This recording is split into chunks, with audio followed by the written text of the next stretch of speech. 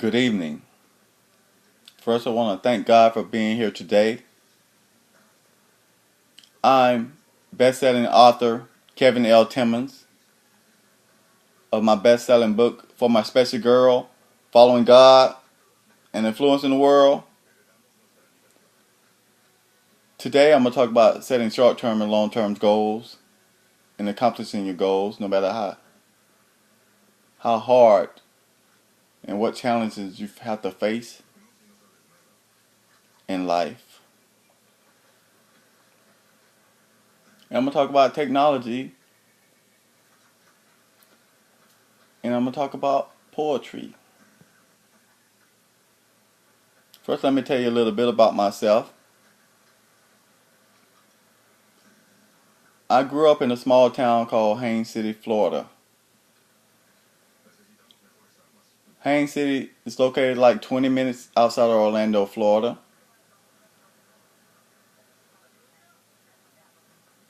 And I grew up loving football. Football was my love. I love football. I even have a football around my neck. I started playing football at the age of 6 for this team called the Cowboys. We had to travel all the way to Auburndale, Florida,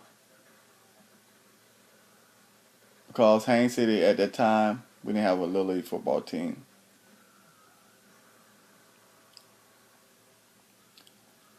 So after playing with the Cowboys that year at age of 6, we won it all. We were undefeated. And we were the city champs. So I became a champion at the age of 6.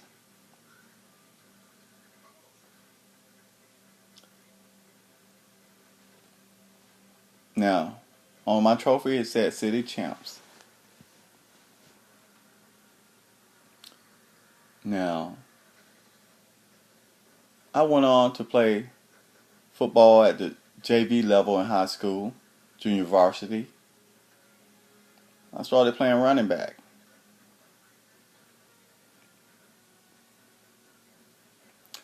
And on the JV level, we won all our games. And our record at the end of the season was 6-0. Won 6 games, all of our games. The next year I got moved up to varsity. I didn't get that much playing time because the seniors, they were in front of me. In the end of the season, our record was 1-9.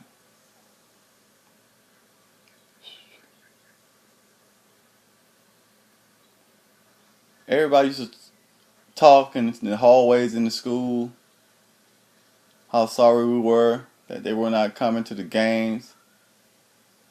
So we had an empty stadium, empty bleachers.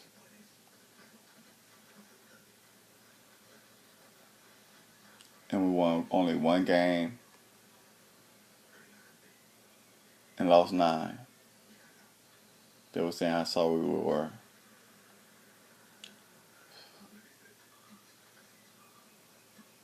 But my junior year, I started at running back for the varsity team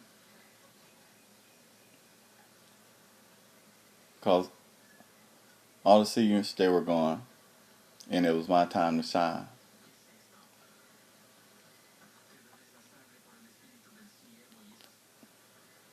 That year we ran the offense called the run and shoot. Run and shoot was like a passing offense. The majority of the time they passed the ball. Our record at the end of that season was 4-6. We won 4 games and lost 6. But we almost made the playoff that year because all those 4 games that we won, they were district games. And we missed the playoff by 1 play. My quarterback overthrew the wide receiver. We went for the 2-point conversion to win that game. And we lost. So after the season, I trained that summer. I ran sand hills. I jumped rope. I put on ankle weights. I was very determined. I pushed my body. When a lot of people were sitting down on the couch, I was running. I trained. I was determined to win. Determined to win. Be determined to win. Now, I came back to school after a great summer training. I looked at everybody in the locker room. I told my teammates, we're going all the way. We're going all the way. We're going all the way. So I had to get everybody on the same page. The season started, but before the season started, I set a goal for myself. My goal was to get 1,000 yards rushing. I said to myself, all I have to do is get 100 yards per game, and it's 10 games in the season. I have my 1,000 yard rushing.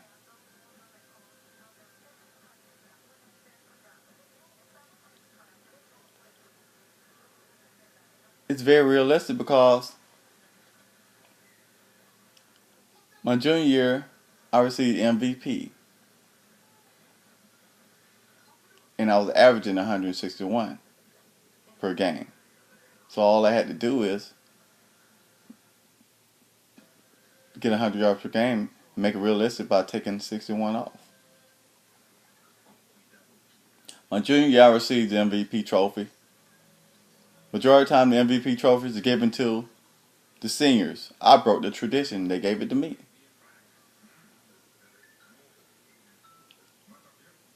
So my senior year started.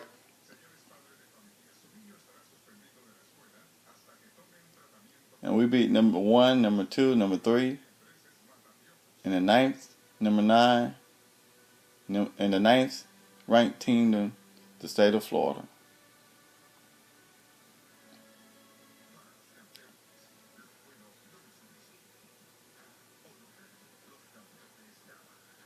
But it was challenging to me because I had to face one of the best players in the world. His name was Ray Lewis. He was a linebacker. Ray played for Castelline High School in Lakeland, Florida. So I was the running back. Ray Lewis was the linebacker for his team. Ray Lewis' team, Castelline, they were ranked 9th that year in the state of Florida in the 4A district. We were a district underneath Ray. We were in the 3A district, and we were not ranked. But that was my homecoming, you see. I said to myself, I don't care who's over there. They're not going to stop me today. So at the end of the game, 23-14, I beat Ray. I was determined not to be stopped that day.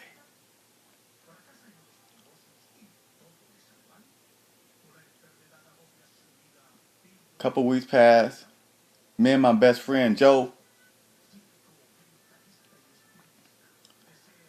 went to a Florida Gators football game because the Gators, they were recruiting us, and we got a chance to go in the locker room, talk to the players. We got a chance to sit in the end zone seats. So I was saying to Joe, while I was sitting in the end zone seats, I said, Joe, look at all these people. One side of the stadium was saying orange. Other side of the stadium, they were saying blue. Orange. Blue. Orange. I said, Joe, man, look, man. I wish I was out there on that field. I wish I was out on that field. It was all great because 2 weeks later, my wish came true. I was on the same field playing for the state. I spoke it into this.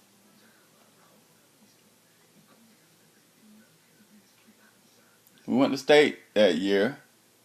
I led my unranked football team to the state championship. But when we got there, we had to start practicing on the side of the football stadium while changing our plays. And the reason why we had to change our plays because our coach was from there and he coached with those coaches. They knew all our plays. Almost like the NFL in Spygate. Almost like Take More Bowl, picking somebody to play. Take more bowl, take no bowl, take more bowl. So we lost 47-7. I was kind of sad in a way, but deep down inside, I was happy. I could hold my head up with pride. But I still cried.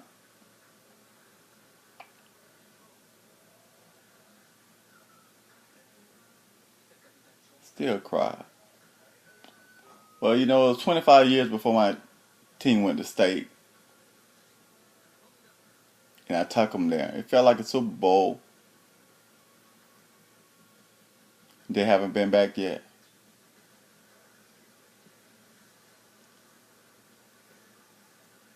Then I went on to college to play football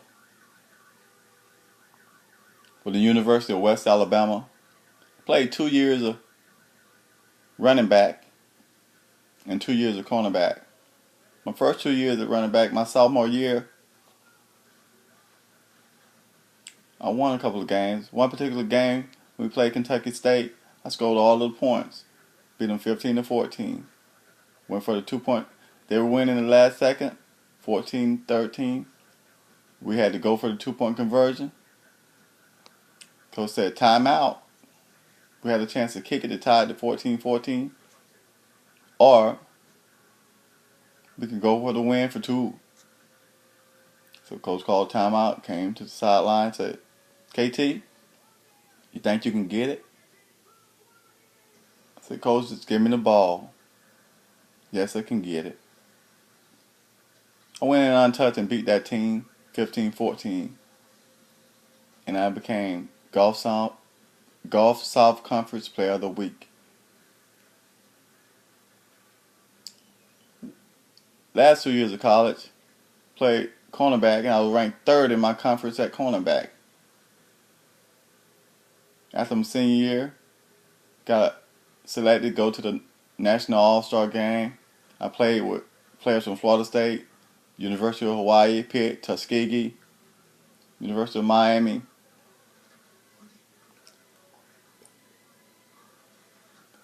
Then later on, when I got tried out for several NFL camps. One camp I went to in Tunica, Mississippi, behind Sam's Town Casino, had to work out for the NFL. Also went down to scout camp in Atlanta. I went to my other camp, got selected to go to in Tennessee. In Tennessee that year, the Houston Oilers were changing their names to the Tennessee Titans. So I had to go up to Tennessee camp. Got selected to go to that camp. I was one of the best in the nation, but when I stepped on that field, everybody was the best in the nation.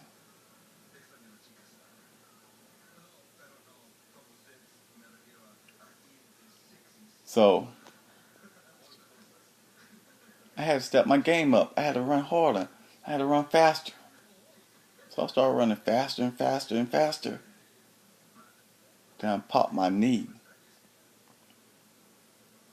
Tore a ligament in my knee. Then I had to have knee surgery. That's what happened to me.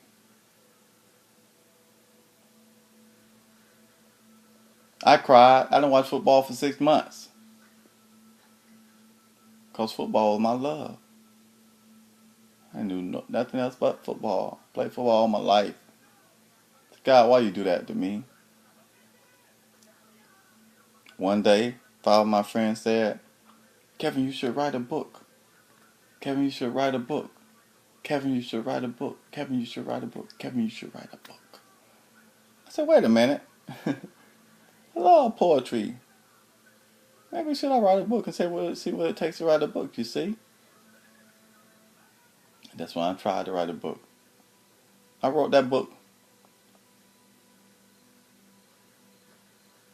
filled with poetry. I didn't know what to name it. So I prayed about it. I said, God, I don't know what to name this book. Can you help me get a title? Then it hit me.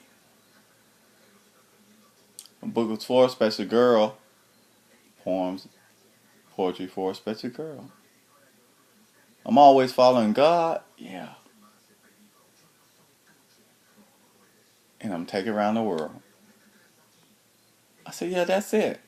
The title will be For My Special Girl, Following God and Influencing the World. Yeah. Now I've been on the bestseller list, Amazon bestseller list for approximately 70 times.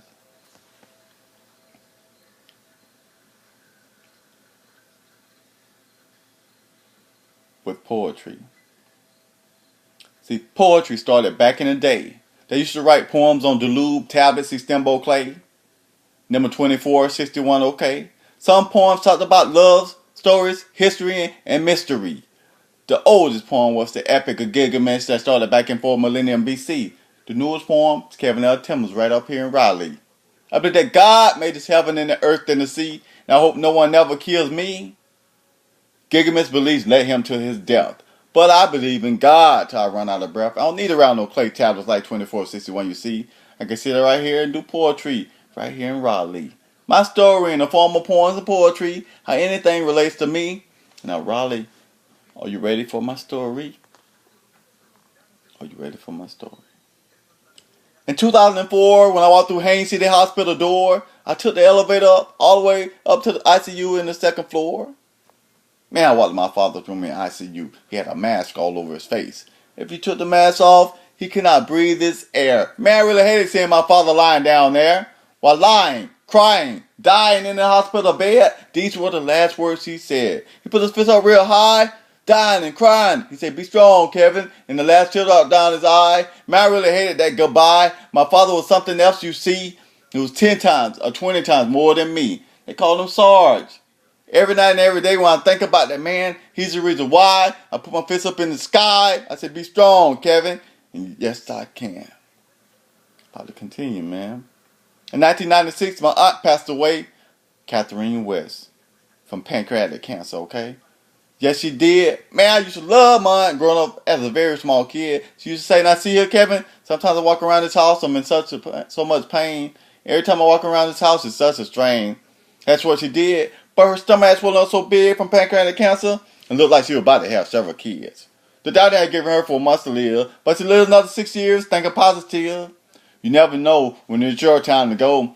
Only God has the last say so. Finally, God can cure anything from your feet, your legs, your stomach, your heart, your lungs, cancer, even your brain. From Matthew chapter 19, verse 26, with God, all things are possible. Remember, you can do it.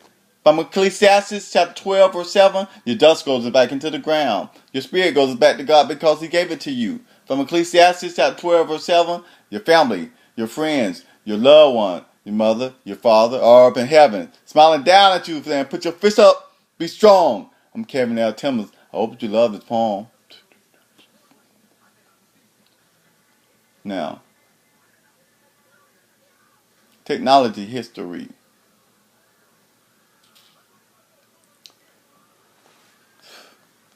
In 1876, Alexander Graham Bell invented the telephone. And the French awarded him 5,000 francs. That's $10,000 in U.S. money. In today's society, it's $250,000, you see.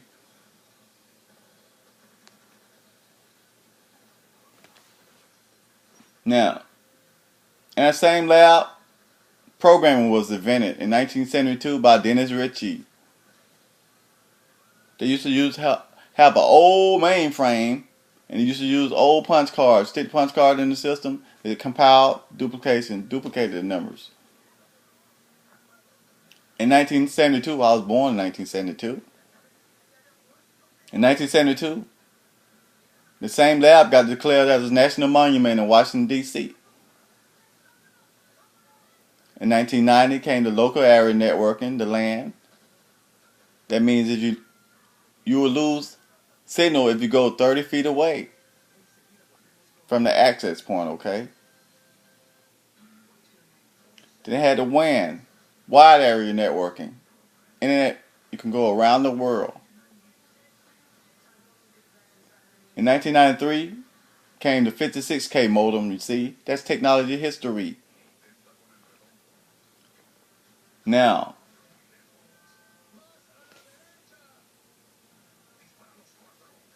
let me talk about Alexander Graham Bell right fast. Alexander Graham Bell, wife Mabel Hubbard, was deaf. His mother was deaf. Alexander Graham Bell was a teacher at Boston University. He studied a lot. He taught a lot to do with sound. So the same telephone you're talking on was made from love, because Alexander Graham Bell, he loved his wife. He loved his mother. So the telephone was built from love, see? Technology history. Later, Alexander Graham Bell died in 1922 from diabetes. So, I always say, Google me, Kevin L. Timmons, put me in your phone for free, a free sample on me. Now, the Titanic wasn't built in one day. Pyramids wasn't built overnight. People had to strategically design them, brick by brick, stone by stone, get them just right. Nothing great happens overnight. Long time ago, when people went to war, they needed on a chest plate that was great, so they can be equipped for the war. Just like on the football field, you need to have great equipment that's so real, so you can absorb a lick. But the best equipment that covers you from head to toe, the unpenetrated force field, the biblical concepts in your Bible. There you go. See, God created heaven and the earth and the sea. Then came topography. That's a land and mapping, you see. Then God sent Moses over to the Red Sea. And Moses told the people, follow me through the Red Sea. Then came David's key. For some people in the spiritual world can see something in the spiritual world, some people in the natural world cannot see. And deals with the form of poems and poetry. Later, spectacularly, came Kevin L. Timmons. That's me. And now I'm on my journey. I'm the baddest man around. With God, like plate tectonics, I shift a form of volcano from underground. Now, I'm on my journey. I'm off to the next town. Thank you for having me around.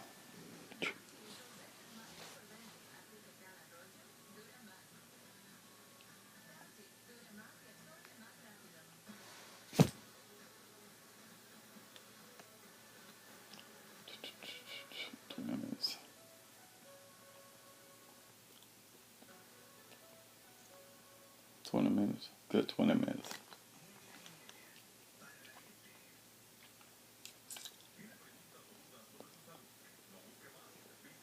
Oh.